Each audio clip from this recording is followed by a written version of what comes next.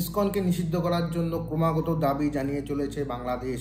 এই যারা ইসকন নামের যারা এই উগ্রপন্থী একটি মনোভাব বাংলাদেশে ছড়াচ্ছে, হিন্দুত্ববাদী মনোভাব বাংলাদেশে ছড়াচ্ছে, ইসকনকে অবশ্যই নিষিদ্ধ করতে হবে। আর এইসব শোনার পর আমাদের রাজ্যের বিরোধী দলনেতা শুভেন্দু অধিকারীও চুপ করে বসে নেই। সব ভিসা দেওয়া বন্ধ করুন, completely export import permit issue করা বন্ধ করুন, বাকিটা আমরা বর্ডারে করব।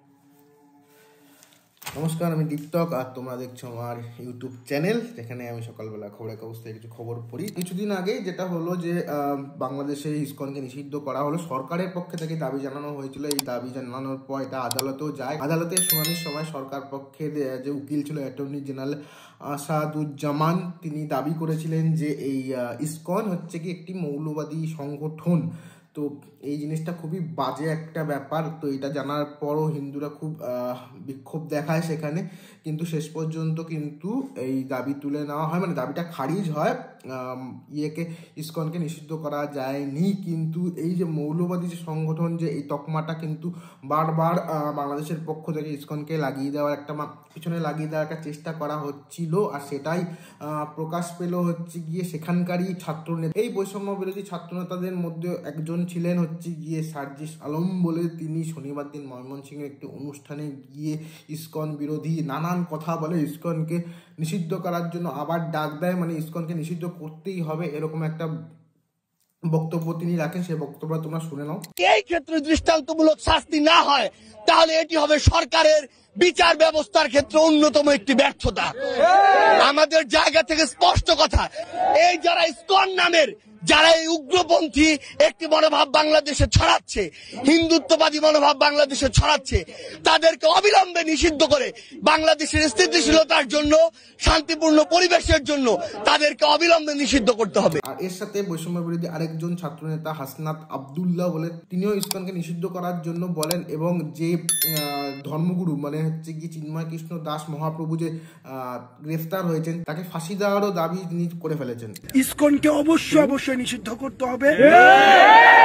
এই হত্যাকাণ্ডকে উস্কে দেওয়ার জন্য যে কৃষ্ণচন্দ্র রয়েছে, চিন্ময় কৃষ্ণ দাস যিনি রয়েছেন, তাকেও ফাঁসিতে ঝুলিয়ে।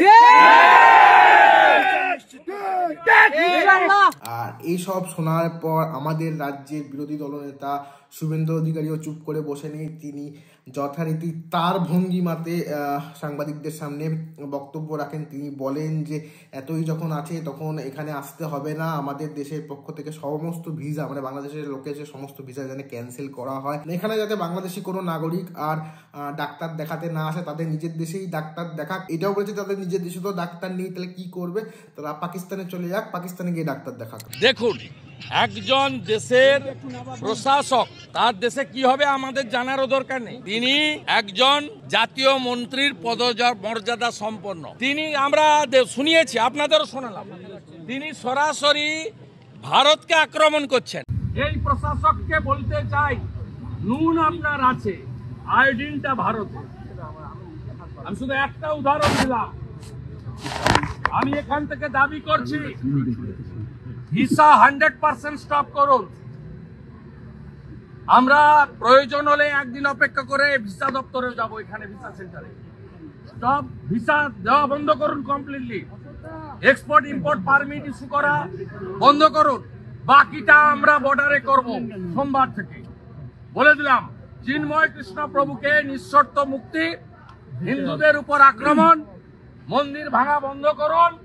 আর এই ধরনের এই নাবালকদের, যাদের আপনারা ওখানে তত্ত্বাবধায়ক সরকারে বসিয়েছেন, এই নাবালক যারা মন্ত্রীর পদমর্যাদায়, তাদের এই ধরনের ভারত বিরোধী কথা বলা বন্ধ করুন। আর চিকিৎসা নেওয়ার জন্য করাচি আর লাহোরে যান, এখানে আসবেন না, পরিষ্কার বলে দিচ্ছি। বাংলাদেশ যে সবচেয়ে খারাপ যে কাজটা করেছে সেটা হচ্ছে গিয়ে আমাদের দেশের পতাকাকে অপমান করা হয়েছে। যে কোনো দেশের কাছে তার পতাকা হচ্ছে গিয়ে পরম পূজনীয়, পরম ধন্য একটা জিনিস। সব অপমান সহ্য করে নেওয়া যায়, কিন্তু এই পতাকা মানে দেশের পতাকার অপমান কিন্তু সহ্য করে নেওয়া যায় না। আর সেটাই করেছিল বাংলাদেশের কলেজের বাইরে সেই পতাকাকে মানে আমাদের দেশের পতাকাকে মাটিতে রেখে দিয়েছিল আর তার উপর মারিয়ে লোকে চলে গিয়েছিল। মানে একটা দেশ কতটা অসভ্য হলে, কতটা অশিক্ষিত হলে এই জিনিসগুলো করে তারই নিদর্শন দিয়েছে বাংলাদেশের মানুষজন। মানে অশিক্ষিত বড় একটা জাতি বলা চলে। আর আমরা তাদের কাছে কি বা এক্সপেক্ট করতে পারি যে দেশের মানুষ তাদের নিজের দেশের জনক মানে জাতির পিতাকে এরকম ভাবে অপমান করে, তার মূর্তি ভেঙে দেয়, তার মূর্তির উপর টয়লেট করতে পারে, তারা অন্য দেশের মানুষকে কি সম্মান দেবে, অন্য দেশের পতাকাকে কি সম্মান দেবে? তাদের কাছ থেকে আমরা কি করতে পারি, কি আশা করতে পারি? আমরা কিচ্ছু আশা করতে পারি না। তো এই জিনিসটার প্রোটেস্ট করেছে আমাদের দেশের যে ডাক্তার আছে তারা। আমাদের কলকাতার একজন ডাক্তার কি বলেছে এই ব্যাপারে শুনে নাও। আমি শুভ্রাংশু ভক্ত, হসপিটালের পক্ষ থেকে আজকে আমরা একটি সিদ্ধান্ত নিয়ে বিজ্ঞপ্তি জারি করেছি যে আমরা আজ থেকে অনির্দিষ্টকালের জন্য কোনো রকম বাংলাদেশি পেশেন্টকে অ্যাডমিট অথবা কোনো রকম মেডিকেল পরিষেবা দেব না। তার একমাত্র কারণ যে এই বাংলাদেশ দেশটি স্বাধীন হওয়ার পিছনে আমাদের দেশের লক্ষ লক্ষ সৈনিকের রক্ত ঝরেছিল। আজকে সেই দেশে আমাদের দেশের জাতীয় পতাকার অবমাননা করা হচ্ছে, তাকে পায়ের তলায় পিষ্ট করা হচ্ছে। অতএব তাদের সাথে আমাদের এই আর ভাব ভালোবাসা আপাতত দেখানোর কোনো দরকার নেই আপাতত ভবিষ্যতে। এবং আমি এটাও চাইবো যে এই আমাদের এই হসপিটাল ফিল্ডে যারা যারা রয়েছেন সবারই এই সিদ্ধান্ত নেওয়া উচিত। এটা ছিল আমাদের কলকাতার ডাক্তারের পক্ষ থেকে তার বক্তব্য যে দেশের মানুষ আমাদের দেশের পতাকাকে অপমান করেছে সেই দেশের মানুষকে আমরা এখন আর দেখবো না, মানে তাদের জন্য আর আমরা চিকিৎসা ব্যবস্থার কোনো রকম সুযোগ সুবিধা দেব না। আর উল্টো দিকে বাংলাদেশে আরেক দিকে যেটা আছে ত্রিপুরা, সেই ত্রিপুরার পক্ষ থেকেও কিছু ডাক্তার কি বলেছে তোমরা দেখে নাও। भारतीय होने के नाते इतना निश्चित है कि आप लोगों का जो इमोशन, जो सोच, जो भावना लेके आए हैं उसका मैं पूर्ण तरफ से इज्जत करता हूं, उसका सम्मान करता हूं और उसी भावना के साथ आप लोगों के साथ खड़ा हूं। तो इसी भावना के साथ न केवल मैं आपके साथ खड़ा हूं, आप लोगों के 2-4 जो लीडरशिप टीम आई है उनकी भावनाओं के साथ खड़ा होके इसीलिए मैं नीचे आया आप लोगों को सांत्वना और आश्वासन देने के लिए कि जो आप समझते हैं उस देश के, उस प्रदेश के, बांग्लादेश के लोगों को अभी सर्व नहीं करना है, क्योंकि उन्होंने ना हमारा अपमान किया है, हमारे लोगों के साथ बहुत बुरा सलूक भी किया है।